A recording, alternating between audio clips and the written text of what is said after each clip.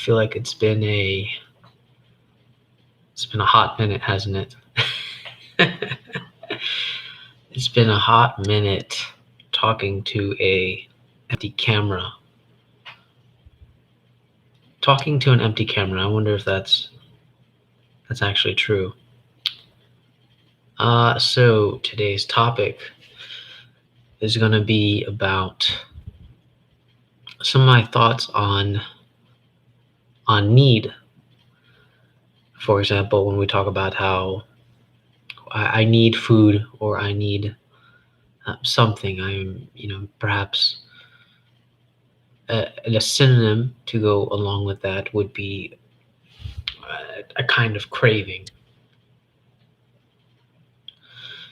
And then the other thing that I'm going to try to address is, the name. I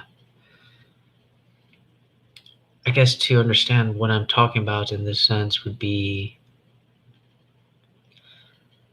in the Lacanian Subject, which is a book written by another author, but he addresses,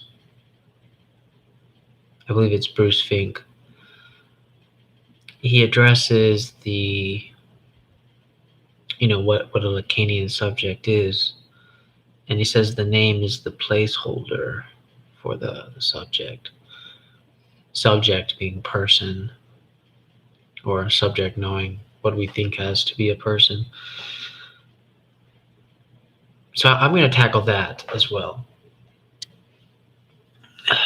But need, so common understanding of need, or put it this way, the common association with need is that need would come off to be as a lack, or a deprivation, or you want to pronounce it a deprivation. So, but I find that a very interesting, unquestioned association, right? How do we rethink this notion of need when I feel this craving for need, for anything as such? That's something that really is striking. This notion of need, and it seems that, again, it always goes without saying, and I think that's why I'm bringing this up, is because when we talk about this notion of need, it is always assumed from a position of lack. Let's just make it simple. It's always assumed from a position of lack. And really, I just want to challenge that.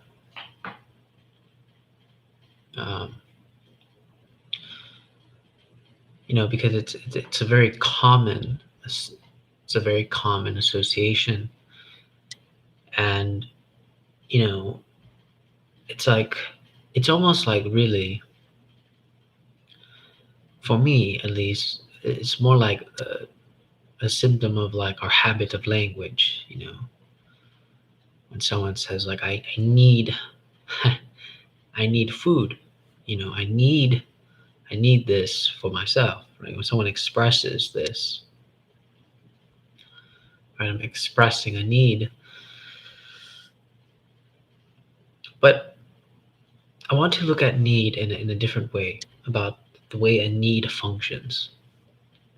And I think the danger of, well, let me put it this way, let me give some context. I was running yesterday, and for some reason, again, the reflection about need came into my mind, and that reflection made me think. I feel as if, I mean, of course, people can disagree, and that's fine, but I feel as if we approach need from a premise of lack, I feel as if this almost makes it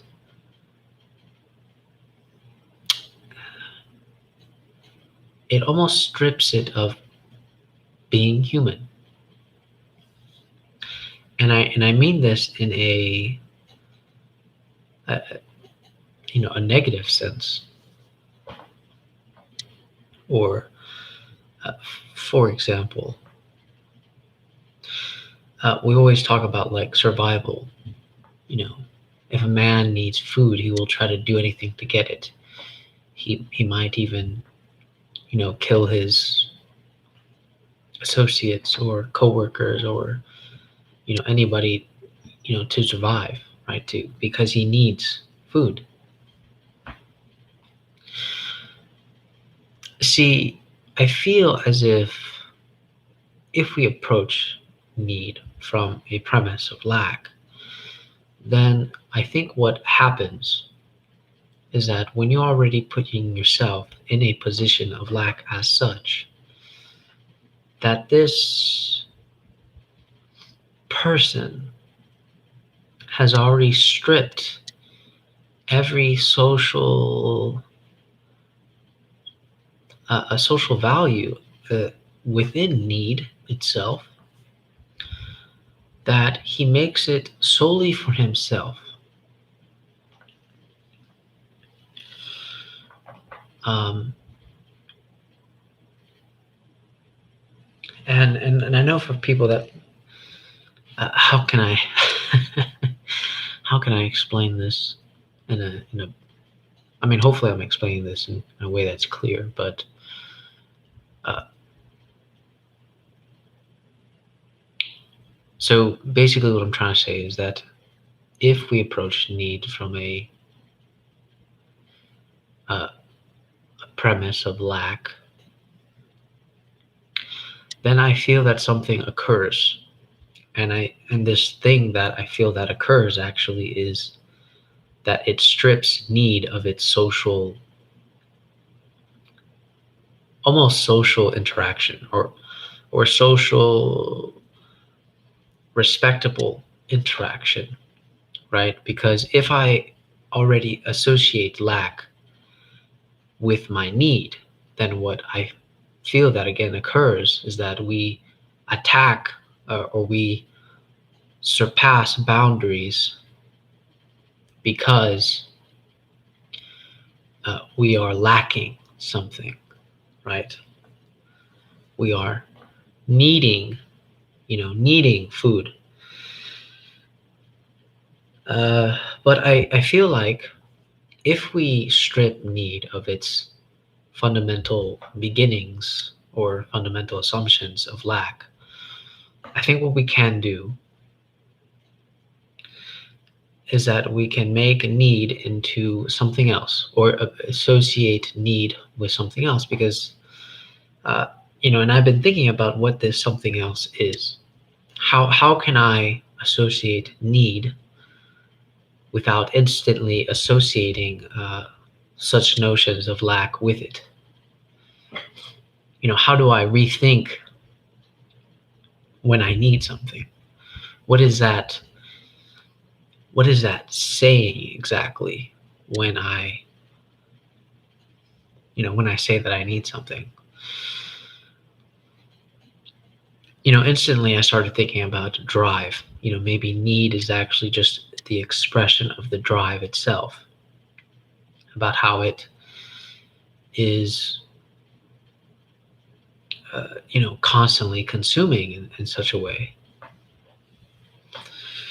And so it's like when I need something, it's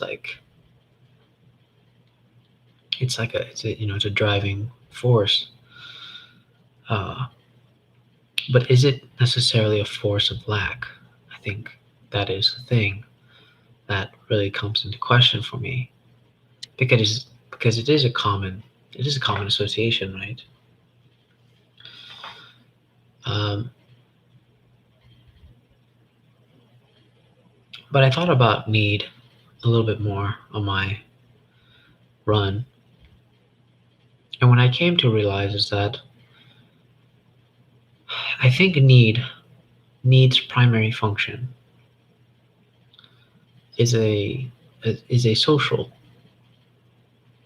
one, a social slash creative one. A need is an attractive force. Um, you could even say need is is a kind of love in some sense. Like when someone says, I need you.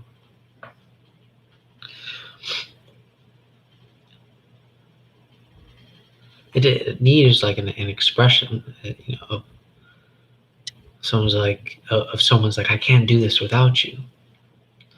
But of course, how do we reinterpret this as something different, as something not with lack? How do I express this sentence, uh, I need you, without thinking of lack? This is a challenge in itself. But what is it really saying? What is it really trying to say when we express this?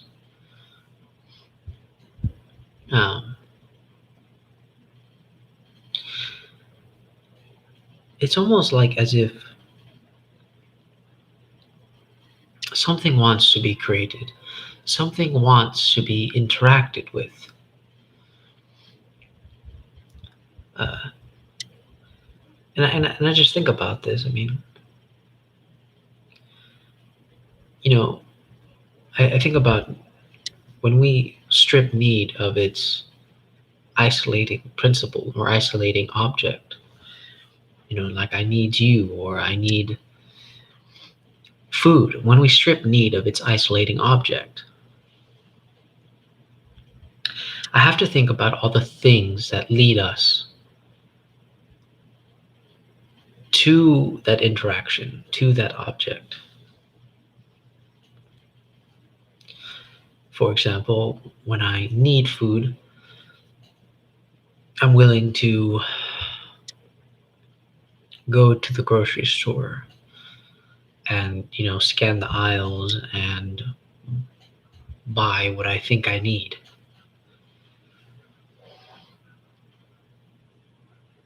And I think that's, uh, I think that's interesting because it's a very mundane example of living, and yet it is perhaps a very social thing in some aspects. Of course, we could go into the question, what do we mean by social? But I guess in my instance, is the social for me is a series of interactions that are taking place be before the object, right? Before the object. Um,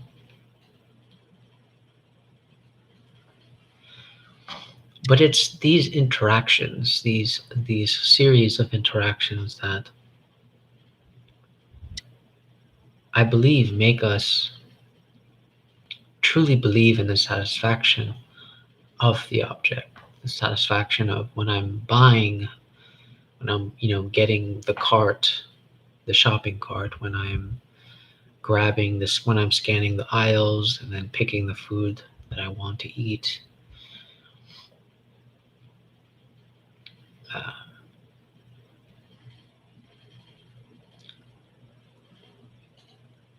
it's all these interactions, or you know, if that example isn't good enough, we can put it in a very survival-esque example where, again, the example of I need food.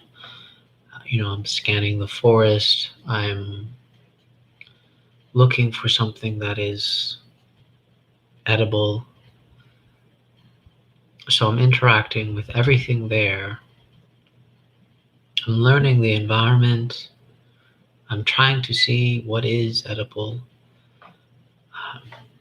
Perhaps I run across a rabbit, and it's the hunting for this rabbit that makes need an interesting endeavor. Because even though it seems need is more the destination of something, right? Like I need food, but it's all these interactions that I am creating, right? I am sharpening my knife. I am making a kind of like a spear to throw at the rabbit, or I am creating a trap to capture the rabbit so that I can eat it.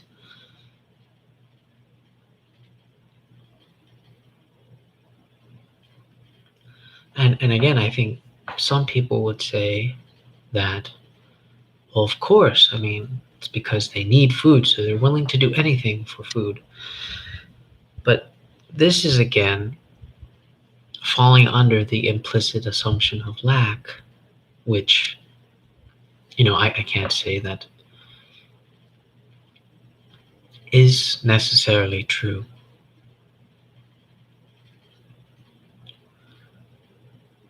But it's as if uh, these interactions are necessary rather than lacking. Uh, it's as if desire itself does not want to be contained, and I think we start getting the idea that the desire always wants to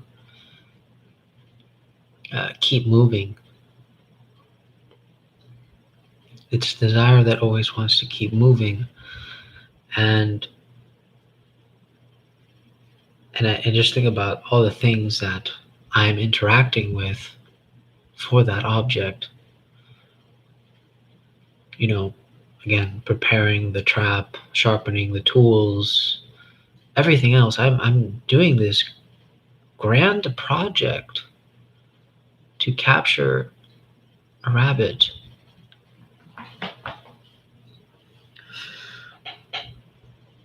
And I think all those lines of interactions are often not thought about as the process of achieving this need. Um, and even then, right? Even as such, even if I do catch the rabbit and I eat the rabbit and I feel finally satisfied because my need is satisfied. But then need goes on to another form, right? Now it's like I need sleep. I need to rest after my long day of hunting, right? And need changes its form into another activity, into another method. I now need to sleep, so I do something else. And it's always driving me somewhere else, driving me to do something else, driving me to interact with so many other things. And again, if we go back to my notion of all these interactions are social as such, um, and social doesn't have to be contained in its human expression, but it's me interacting with the leaves, the trees, me making a bed for myself, a shelter for myself in some kind of way, some kind of fashion. Uh, and it's funny enough when I say need is social, uh, I think it's exactly the fundamental brick of how we even created societies, right? And I think herd like animal is become so derogatory, but social animal, that has always been more correct. Social animal has been more correct because I need someone. Why? I don't think it's from a premise of lack, but I need someone to create something. I cannot I cannot do it by myself. And perhaps this I would call is the more notion is the proper notion of the maybe the primary oppression. I cannot do this myself.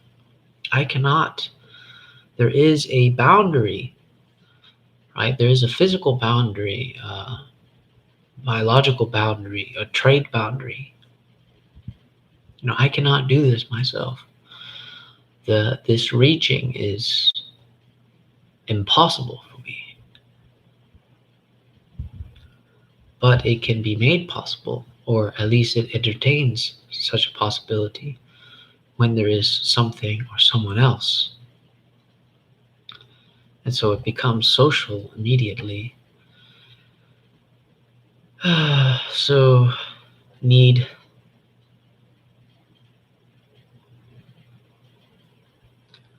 need you know that's why I think when we dissociate need from its fundamental premise of lack and don't always focus on the object, I think the object is always very distracting. Why? Because we don't oftentimes talk about all the interactions that we go through to meet the object. I feel like it's a very similar argument to uh, destination versus travel, right? Or destination versus journey. This is a very common theme, but I think it's important when we get caught up in the destination, we don't acknowledge the journey uh, or the purpose. We often think in the journey, the purpose is the destination. And I think what I'm trying to tackle with need is that for need, we've often associated the object. But I don't think that what I'm trying to say is I don't think that may be the case.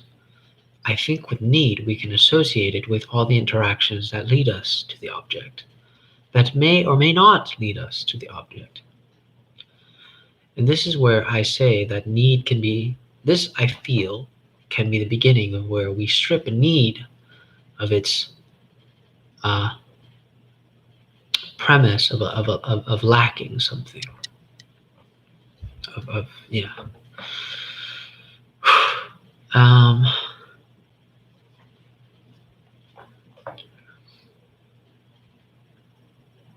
and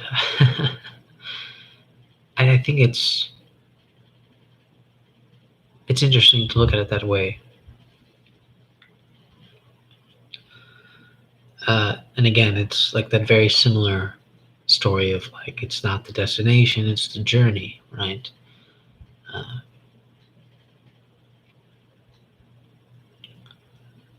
Uh, because if because what's interesting if we actually take this kind of like old, I don't know, old anecdote, right?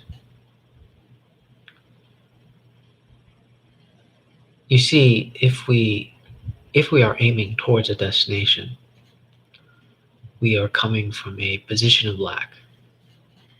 But if we say that the journey is not the destination, but the journey itself, there is really no position of lack, is there?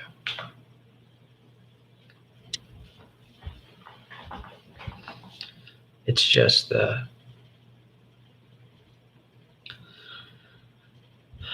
seems like it's just it's it's like the ongoing process as such, uh, which is hard to explain in just regular terms. But I think I did when I talked about how need.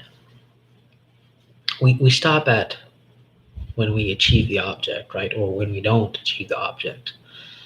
Um, but need never ends, you know.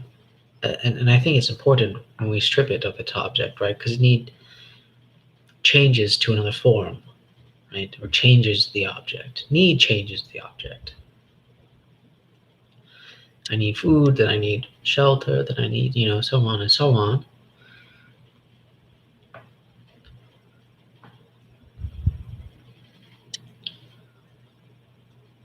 Uh, so yeah, I'm pretty sure there's more to that. But I think that's all I have. And then name. I was supposed to briefly talk about name, so I will briefly share my reflection on name. Name, in Bruce Fink's book, The Lacanian Subject, he describes Lacan's, um, you know, understanding or of the subject as being the name as being a placeholder for the subject. We can interpret this as person, so the name being a placeholder for the person.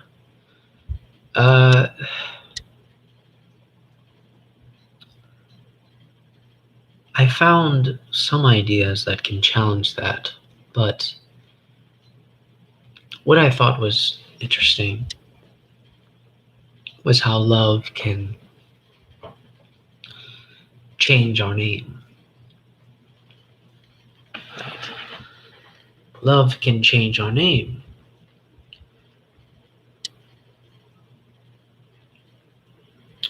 For example, my two best friends, they're together, and they call each other, nicknames like Noodle or Chicky Nug. But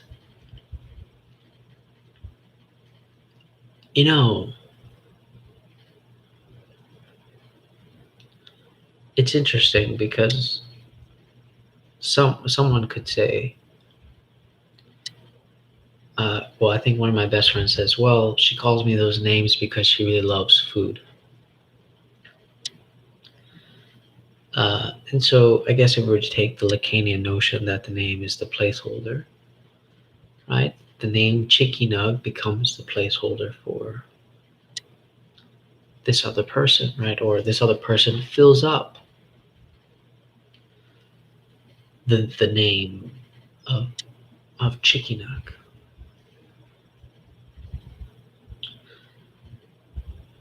But I thought about looking at it a different way.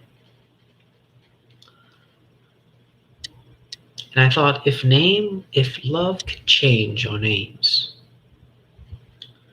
where I'm no longer calling my partner the given name, right? Instead, I call her, I don't know. Let's just take a common, nickname or, like baby or so on. If we take the common nickname, love goes that way. Love doesn't confine to one name.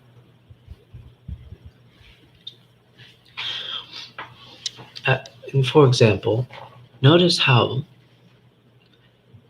it's very weird. I think most people would say it's very weird to call your father uh, by their real name, because then it feels very strange, doesn't it? It almost feels as if I start calling my mother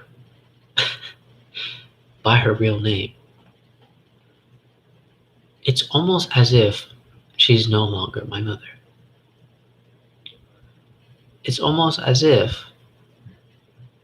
that affection has left, that bond has left the building.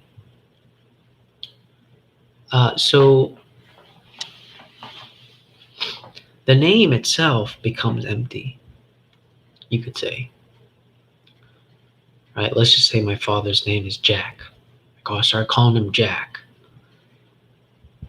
It's it feels almost cold, more cold than saying like Papa or Dad or Daddy. Uh, this I think is a very interesting interaction. And we even talk about this. We notice this a lot as social creatures, right? When we in, when we call, for example, a lot of people like to talk about this, right? Well, when I'm angry with him, I'll call him by his full name, right? I'll say Jack Edward Rings. Yeah, Jack Edward Rings. How dare you? Something like that. We'll call them by their full name.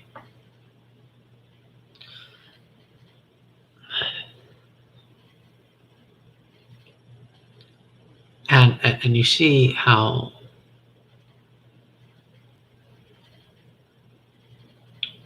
see what's interesting is that I'm not this. I guess what I'm trying to say is what I'm challenging in some aspects when we talk about love and then someone's name. I'm not sure when Lacan talks about the name being the placeholder for the subject. I'm not entirely sure if that is the case. And the reason for that is because of of the way love expresses itself when we call each other names, like baby, boo, or in my friend's case, right, chicken nug, noodle, whatever we want to call them. But then when we call them by their real name, right, Jack, John, it's cold. It feels cold. It feels empty. Or someone that I've always called my father, my mother, mama, dad. If I call them by their given name, it it's so empty and it's cold, right? It takes another form of expression.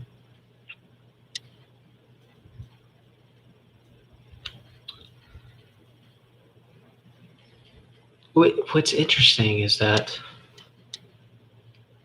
these common nicknames like baby or someone, it's like it's a very common. It's like the same name, right? A lot of couples call each other baby or someone like that, which is interesting.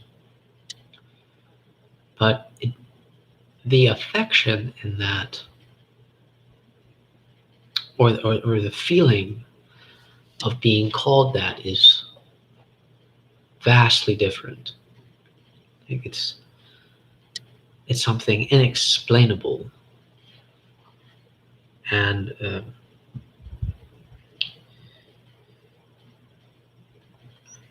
you know, it's that kind of inexplainableness that is interesting to me. Um, Now I know I'm sure I didn't put much of an argument for it not being a placeholder, but it seems that love utilizes, or we could say desire. Desire utilizes the name, but the name itself is not really a placeholder, but more of an expression as such.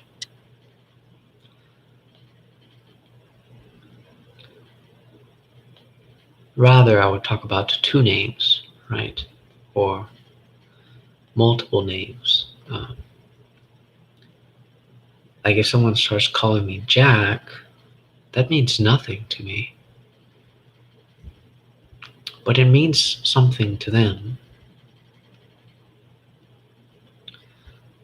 Um, but it's my interaction with the other person when they come up with the name, when they create the name. See, that's what's interesting about love is that we start creating names. And I don't think that we create placeholders, but it's desire expressing itself in some kind of way. Um, Desire being a sort of productive force in this fashion, right? But anyways, those are just my reflections. I'm not really concerned with who's right and who's wrong. Um, but I do enjoy challenging the, you know, what seems to me a very common assumption to take. I mean, comfort in. I mean, I think a lot of my beef with psychoanalysis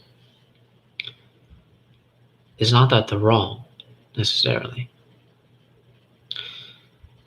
A lot of my beef is that actually it's so easy to accept. You know, it's almost as if it's like common sense. Like when I read it, I'm like, yes, I think I agree. Um, it could be my mommy daddy. It could be the symbolic. It could be the structure. It could be I have almost no qualms about that. And I think if you explain it to other people, people listen and they agree. Um, as if also having no qualms about it as such. I mean, of course, there's little disagreements within the margins, but overall, it's very agreeable when we talk about psychoanalysis and what it proposes. I would say very common people that haven't even read psychoanalysis would agree with a lot of Freud's theories, whether they realize it or not, and with Lacan as well. Uh, Especially when we're talking about lack. And I think that's my problem is that really, when we talk about lack, it's the fact that it's not because it's wrong. For me, it's the fact that it's so agreeable. And I find that actually more frightening than anything else. It's because it's so agreeable and it's because it has the force that it does that makes me highly suspicious of its agreeability. Now, why is it so agreeable?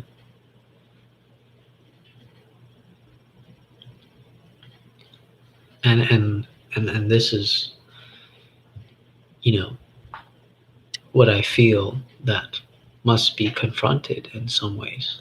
But anyways, these are just brief reflections, and that's that's all I wanted to talk to you about today. All right, guys, take care.